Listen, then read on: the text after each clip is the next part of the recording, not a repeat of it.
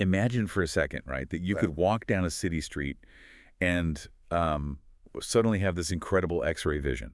Oh, that would be pretty amazing. Yeah, but not for looking through concrete and steel. I mean, for looking straight through time. Right, like peeling back the layers. Exactly. You stop in front of a brick doorway, and instead of just seeing, a modern pulsing nightclub, you simultaneously see the chaotic Ottoman Bazaar that used to be there. Wow. And then the grand European mansion that replaced it, and the humming textile factory that came after that.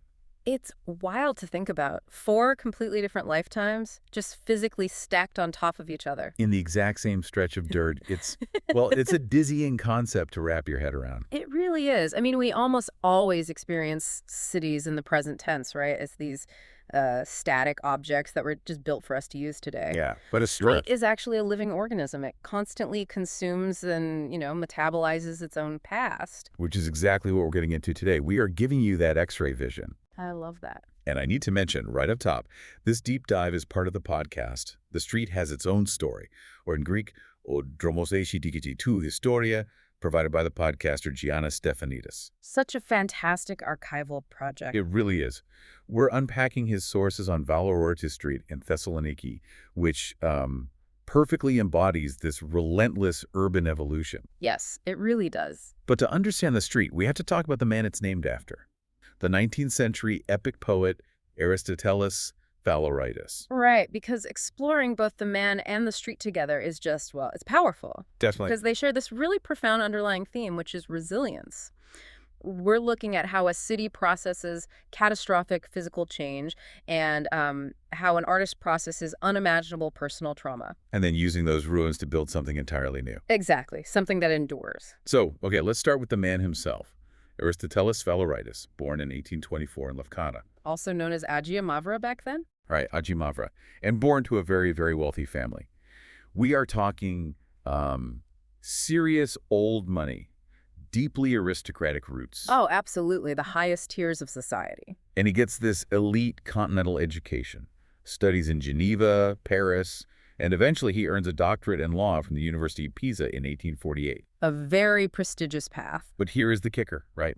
He never practices law. Not even for a single day. Not a day. He just completely devotes his life to poetry. Which, is a luxury. He had the financial security to pursue his art without worrying about generating an income. Yeah, sure. But the era he was writing in was highly charged.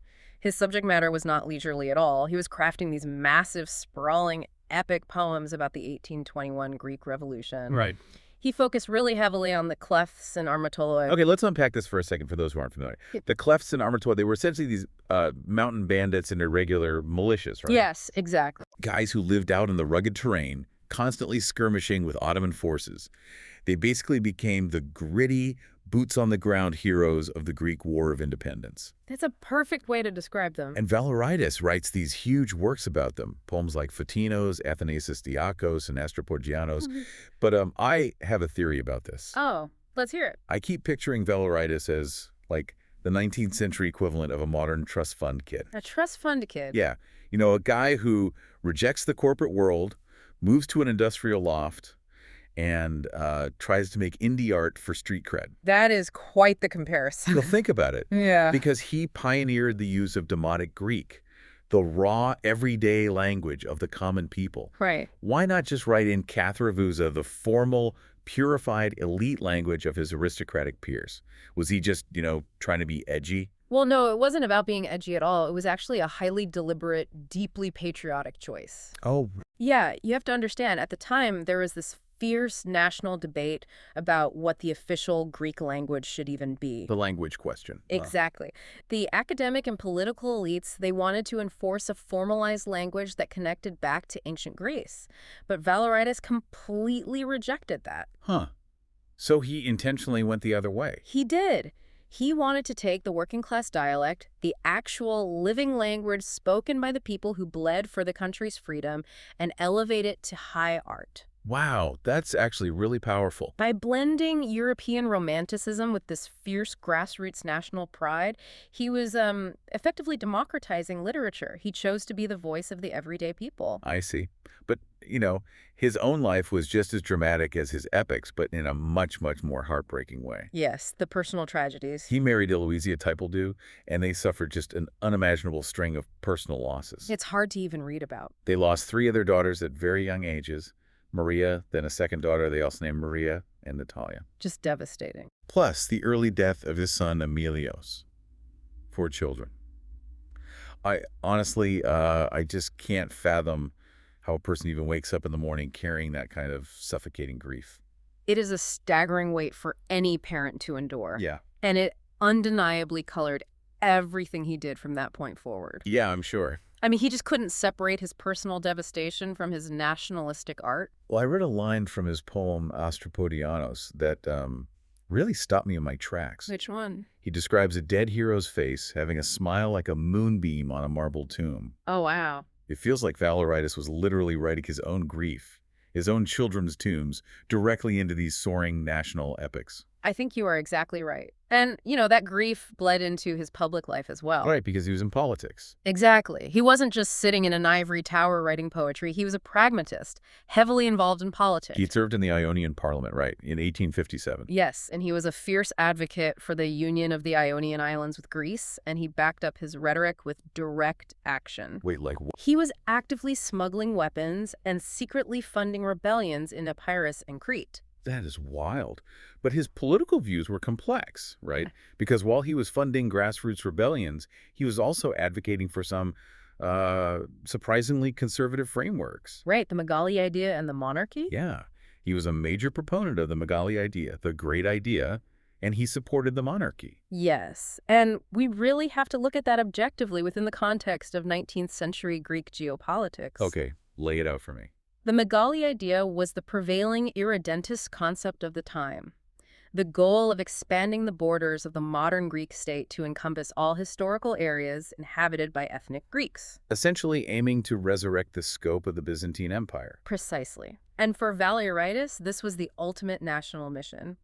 As for his support for the monarchy, that was purely pragmatic. Pragmatic how? Well, the newly formed Greek state was incredibly volatile, torn apart by competing political factions and regional rivalries. So he needed an anchor. Exactly. He viewed the monarchy not as some divine right, but as a necessary stabilizing anchor, a balancing factor that could hold a fractured nation together while it pursued this massive territorial expansion. But even with that pragmatic approach, Greek politics completely broke him. Oh, it did. The political system of the 1860s was famously corrupt. He became totally disillusioned after the intense election fraud of 1868, and it actually devolved into physical violence. Right.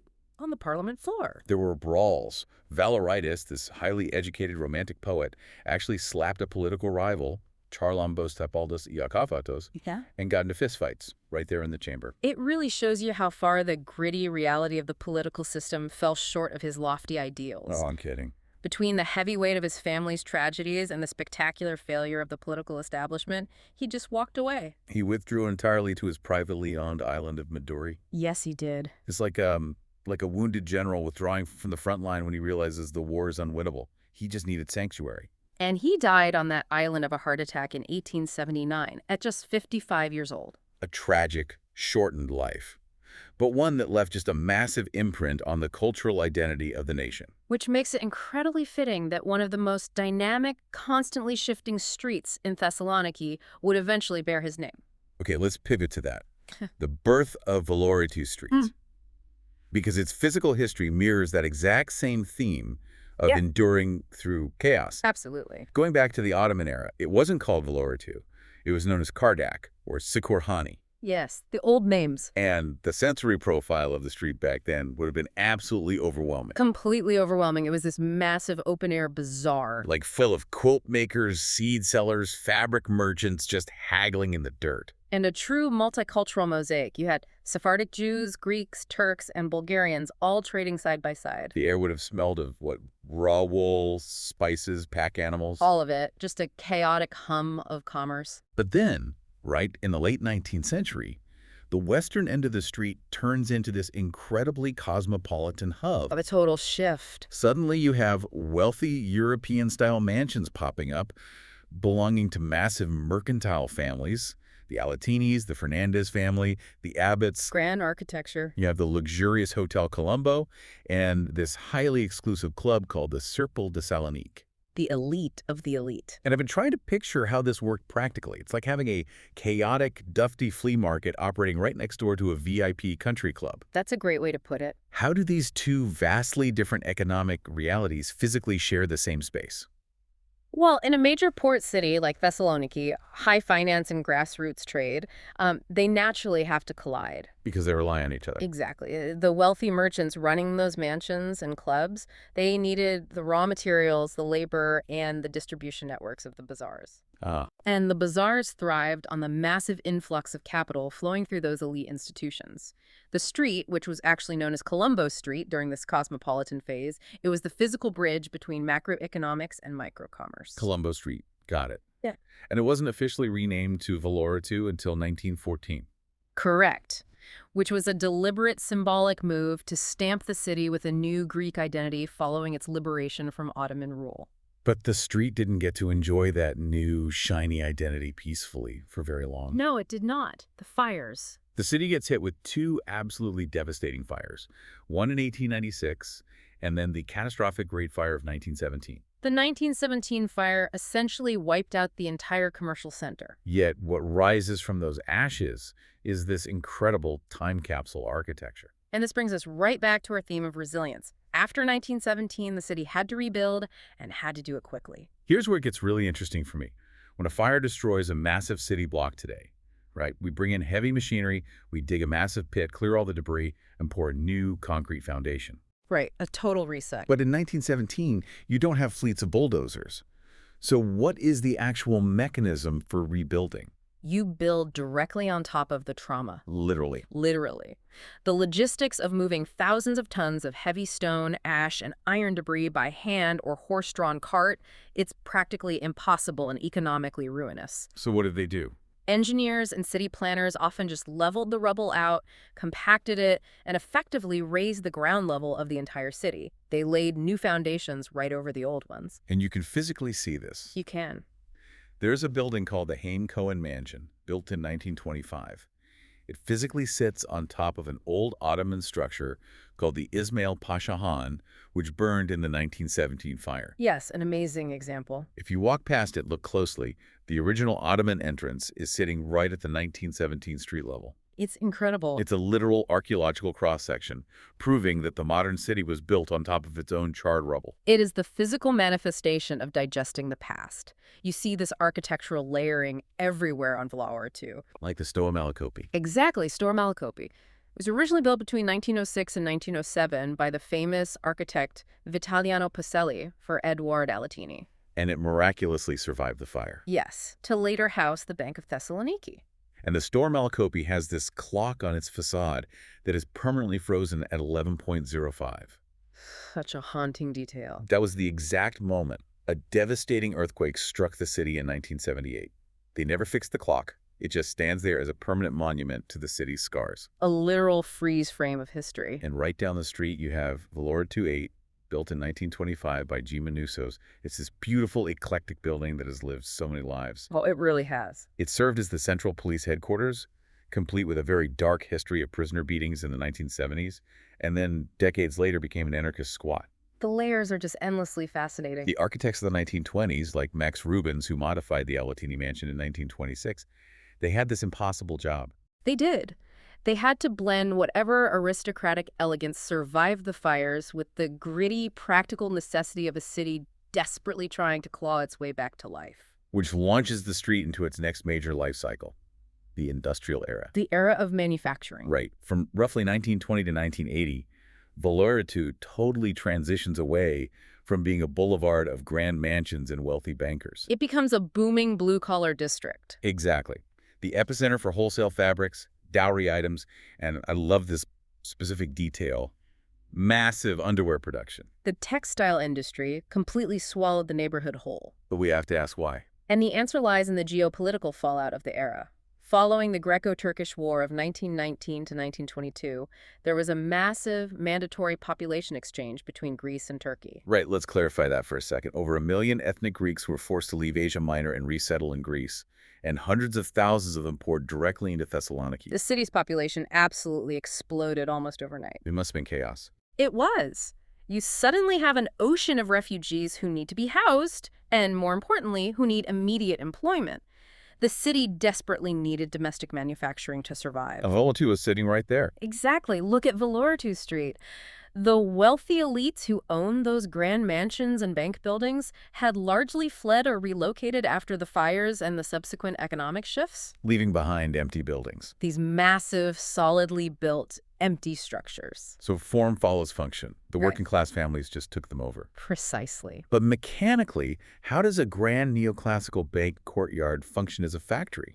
Very well, actually. Really? Think about it. A grand ballroom or a massive banking floor is, structurally speaking, just a very large open room with incredibly high ceilings and huge windows that let in a lot of natural light. Oh, I guess that makes sense. If you take out the velvet curtains and the mahogany desks, it is the absolute perfect architectural space for setting up long rows of heavy sewing machines and expansive fabric cutting tables. And the stone floors. The heavy stone floors could handle the vibration of the machines, so the entire sensory profile of the neighborhood shifted again. From bankers to sewing machines. Exactly.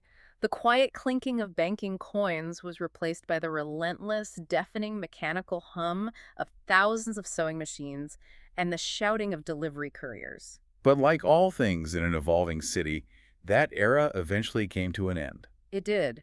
The 90s and 2000s changed everything. Globalization completely altered the economic landscape. These small, family-run workshops in Thessaloniki simply couldn't compete with massive, cheap textile manufacturing overseas. They were completely priced out of the market. The sewing machines power down, the fabric rolls are packed up, and Valaoritou Street is suddenly left with all these massive, empty, cavernous brick spaces. Which sets the stage for what the archival research calls the street's neon renaissance. The neon renaissance. This is perhaps its most dramatic and visually striking transformation. Definitely. Around the year 2000, those abandoned commercial spaces were rediscovered by a new generation. And they became the ultimate hub for Thessaloniki's nightlife. Yes. And this is where I want to bring in a concept that just blew my mind. The research described the city acting exactly like a coral reef. Oh, I love this analogy. When a ship sinks to the bottom of the ocean, the reef doesn't try to move it. It just uses the iron hull as an anchor to grow new life. It adapts. Exactly. Instead of bringing in bulldozers, tearing down these old factories and building shiny, generic, new nightclubs from scratch, the city just anchored its new neon ecosystem directly onto the heavy iron skeletons of the dead textile industry. Coral reef is the perfect analogy because it doesn't erase what was there. It just adds a new layer of vibrant life. It's so cool. And what this creates today is a fascinating dual rhythm in the neighborhood. A dual rhythm. Yeah. By day, Valaoritou still retains a pulse of its commercial history. The Stoa Malakopi is open, and a few legacy fabric and hardware shops still operate with their metal shutters rolled up. But by night, By night, the street explodes with this intense youthful energy. you have these iconic venues stepping into the old shells. Places like the LGBTQ plus Bar Inola. You have Fragile with its minimal rooftop vibe.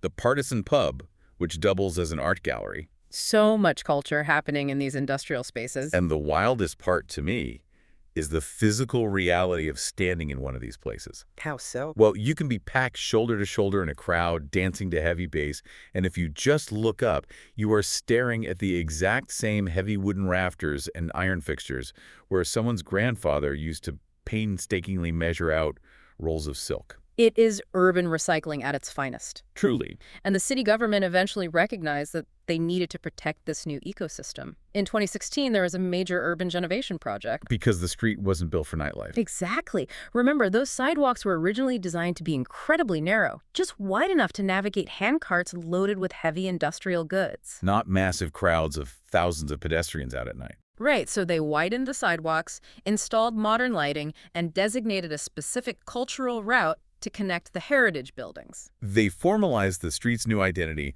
while fiercely protecting its architectural shell. A perfect balance. So, what does this all mean for you listening to this? Why should we care about the biography of a grieving 19th century Greek poet and a few blocks of real estate in Thessaloniki? It's the microcosm effect. Exactly. Because Valaoritou Street isn't just a trendy place to grab a drink. It is a deeply contradictory, wonderfully unpretentious microcosm of human endurance. Everything leaves a mark. Every single era, from the fragrant Ottoman Bazaars of Cardak to the European mansions of the international merchants to the humming textile mills of the working-class refugees and now the modern neon clubs, they have all left a permanent physical mark. The street refuses to be trapped in amber like a museum. But it also violently refuses to erase its past. It just keeps building upward, layer upon layer. Before we go, just a quick reminder. This deep dive was brought to you as part of the podcast, The Street Has Its Own Story, or in Greek, O dromos echi diki to historia, provided by the podcaster, Giannis Stefanidis.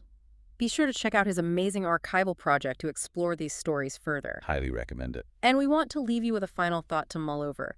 If a single street can absorb Ottoman bazaars, devastating fires, the collapse of industries, and neon clubs, and if a poet like Aristotelis Valaoritis can absorb unimaginable personal tragedy to create soaring national art, what does that say about our own human necessity to build our future directly out of the ruins of our past? That's a powerful question. Next time you walk down your own city streets with that X-ray vision we talked about, look down and ask yourself, what invisible layers are you stepping on right now?